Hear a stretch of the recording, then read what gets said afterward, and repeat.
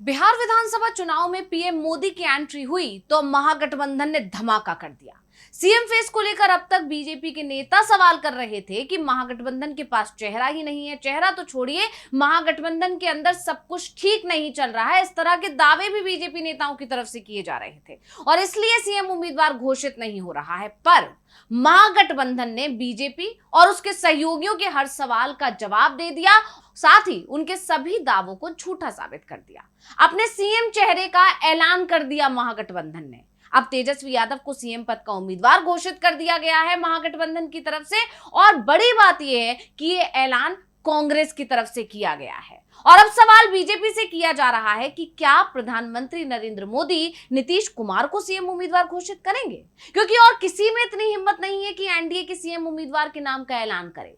तेजस्वी यादव का नाम सामने आने के बाद जेडीयू के अंदर अब बेचैनी दिखाई दे रही है। एनडीए के वोटर भी परेशान दिखाई दे रहे हैं और जिस सोशल इंजीनियरिंग के दम पर नीतीश कुमार 20 साल से बिहार की सत्ता में हैं, वो अब पूरी तरह से बिखरती दिख रही है। तो कैसे महागठबंधन के एक दांव से पूरा एनडीए आया बैकफुट पर, इसी पर हम अपनी स्पेशल रिपोर्ट में करने जा रहे हैं बात। नमस्कार, मैं हूं अंशिता। महागठबंधन ने साझा प्रेस कॉन्फ्रेंस की और एनडीए को करारा जवाब दे दिया। एनडीए के उन तमाम दावों को खारिज कर दिया जिसमें यह कहा जा रहा था कि महागठबंधन के अंदर तो घमासान है, महागठबंधन में सीटों का बंटवारा नहीं हो पा रहा है, कांग्रेस और राष्ट्रीय जनता दल के बीच कुछ भी ठीक नहीं है, खींचतान हो गई है और ये महागठबंधन जल्द ही टूट जाएगा। यहां तक कि बीजेपी नेताओं की तरफ से तो यह भी कहा जा रहा था कि जनता को सब कुछ दिख रहा है और जनता तक संदेश पहुंच चुका है कि जो लोग एकजुट होकर सीटों की घोषणा नहीं कर पा रहे हैं, तालमेल नहीं कर पा रहे हैं, अगर सत्ता में आए तो सरकार कैसे चलाएंगे। लेकिन बीजेपी के इन सभी झूठे दावों की पोल तब खुल गई जब महागठबंधन ने साझा प्रेस कॉन्फ्रेंस की और सभी घटक दल एक मंच पर एक साथ नजर आए और बड़ी बात यह है कि एक ही मत पर सहमत नजर आए। और इस प्रेस कॉन्फ्रेंस ने बता दिया कि महागठबंधन में सब कुछ ठीक है। मैं ये कह सकता हूं, खड़गे साहब, राहुल गांधी जी और तमाम जो साथी बैठे हमारे, इन सब की राय लेकर के हम लोगों ने तय किया है इस चुनाव में अगले मुख्यमंत्री चेहरे के रूप में तेजस्वी यादव जी को हम लोग सपोर्ट करते हैं। तो बिहार चुनाव के लिए महागठबंधन का सीएम चेहरा आरजेडी प्रमुख तेजस्वी यादव होंगे और ये ऐलान कांग्रेस के नेता अशोक गहलोत ने ज्वाइंट कॉन्फ्रेंस में किया। उप मुख्यमंत्री मुकेश सहनी होंगे, ये भी बता दिया गया और उन्होंने कहा कि हमारा नेता तो तेजस्वी यादव है। अशोक गहलोत के इस ऐलान ने एनडीए को ही उल्टा सवालों में खड़ा कर दिया। यानी कहा यह भी जा सकता है कि जो एनडीए महागठबंधन को घेरने में जुटा हुआ था, अब महागठबंधन ने गेंद एनडीए के पाले में डाल दी है, क्योंकि गहलोत ने एक सवाल यह भी पूछा है कि अब एनडीए बताए कि उनका सीएम फेस कौन होगा। सिर्फ नीतीश कुमार के नेतृत्व में ही चुनाव लड़ेंगे, कहने से नहीं चलेगा। क्या कुछ बोले हैं गहलोत, सुनिए। अब तुम पूछना चाहते हैं अमित शाह जी से, इनकी पार्टी के अध्यक्ष जी से, क्या बताइए हमारा नेता तो हो गया तेजस्वी यादव, आपका नेता कौन है बता दीजिए। इससे काम नहीं चलेगा कि नीतीश कुमार के नेतृत्व में चुनाव लड़ा जाएगा।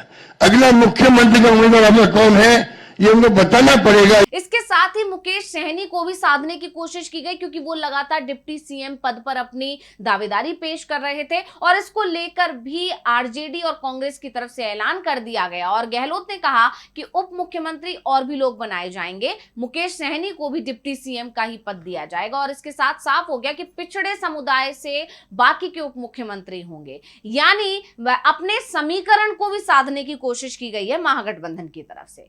होटल मौर्या में तेजस्वी यादव की तस्वीरों के साथ बोर्ड और पोस्टर लगाए गए थे, जिसको लेकर तमाम तरह के दावे बीजेपी की तरफ से किए जा रहे थे, क्योंकि कांग्रेस या अन्य दलों के किसी भी नेता की फोटो इन पोस्टर्स पे नहीं थी। इसे बीजेपी ने अपने पक्ष में भुनाने की कोशिश की, एक बार फिर यह कहने की कोशिश की कि तेजस्वी यादव ने राहुल गांधी को दरकिनार कर दिया, महागठबंधन के अंदर मची खींचतान अब खुलकर सामने आ गई है, पोस्टर वॉर शुरू हो गया है। लेकिन महागठबंधन की प्रेस कॉन्फ्रेंस कॉन्फ्रेंस में जिस तरह से तेजस्वी के नाम का ऐलान किया गया, जिस तरह बता दिया गया कि तेजस्वी के नाम पर पूरा महागठबंधन एकजुट है, सहमत है, और अगर महागठबंधन की सरकार बनती है बिहार में तो सीएम तेजस्वी यादव होंगे, इस ऐलान ने बता दिया कि पोस्टर पर सिर्फ तेजस्वी की तस्वीर होने की वजह क्या थी। क्योंकि वो सीएम पद के उम्मीदवार घोषित किए जाने थे, इसलिए इस पोस्टर को बनाया गया था और अकेले तेजस्वी यादव की तस्वीर उस पोस्टर पे छपी हुई थी।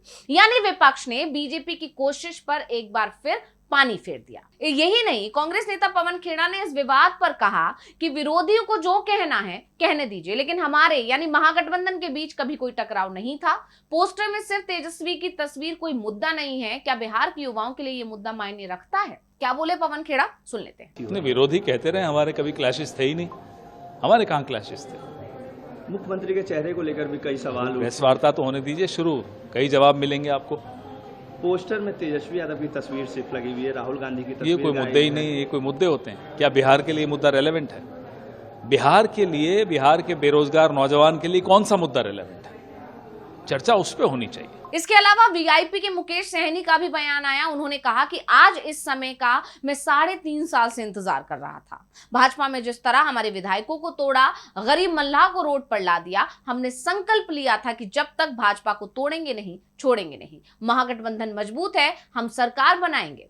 यानी साफ है कि महागठबंधन ने एकजुटता का संदेश दिया, जबकि एनडीए की तरफ से अगर देखा जाए तो एक भी साझा प्रेस कॉन्फ्रेंस नहीं की गई है, बल्कि सीटों के बंटवारे के बाद जो साझा प्रेस कॉन्फ्रेंस होने वाली थी उसे भी रद्द कर दिया गया था। अलग से बीजेपी की तरफ से अपनी सीटों के और उम्मीदवारों के नामों की घोषणा की गई और उधर नीतीश कुमार की तरफ से अपने सीटों की और उम्मीदवारों की घोषणा की गई। ये साफ बताता है कि एनडीए के अंदर कुछ भी ठीक नहीं। और इससे पहले भी लगातार ये देखा जा रहा था कि महागठबंधन एक के बाद एक बैठकें कर रहा था। उन बैठकों में रणनीति बनाई जा रही थी और उस रणनीति के तहत महागठबंधन ने बिहार चुनाव लड़ने की पूरी तैयारी की। लेकिन इसके उलट एनडीए की अगर बात की जाए तो एनडीए में एक भी बैठक नहीं हुई, प्रेस कॉन्फ्रेंस की तो दूर की बात है। एनडीए में आखिर में तब जाकर बैठक हुई जब बिहार में किसी भी सहयोगी ने धर्मेंद्र प्रधान से मिलने से इनकार कर दिया और अगर मुलाकात हुई भी तो उससे कोई नतीजा नहीं निकला। इसके बाद जाकर आलाकमान को मामले में हस्तक्षेप करना पड़ा या एंट्री करनी पड़ी और उसके बाद जब दिल्ली में एक बैठक बुलाई गई और उस बैठक में सीटों का ऐलान किया गया, इसके बाद जो बवाल मचा था एनडीए में वो किसी से छिपा नहीं है। लेकिन इसके उलट जो महागठबंधन को घेरने की कोशिश की जा रही थी, जो बीजेपी की तरफ से या सहयोगियों की तरफ से, जो एनडीए के सहयोगी हैं उनकी तरफ से जो बड़े बड़े दावे किए जा रहे थे, उन सभी दावों को सिरे से खारिज कर दिया है और एक तरह से बीजेपी के लिए मुश्किल खड़ी कर दी है। क्योंकि अमित शाह ऐलान कर चुके हैं कि सरकार अगर बनी एनडीए की तो विधायक तय करेंगे कि उनका नेता कौन होगा। लेकिन महागठबंधन ने अपने सीएम फेस का ऐलान पहले ही कर दिया है। ऐसे में अब जेडीयू एक बार फिर बीजेपी पर दबाव बना सकती है, ये तय माना जा रहा है। तो स्पेशल रिपोर्ट आपको कैसी लगी हमें कमेंट करके अपनी राय जरूर दीजिएगा। इसी के साथ मुझे दीजिए इजाजत। देखते रहिए डीवी लाइव। नमस्कार।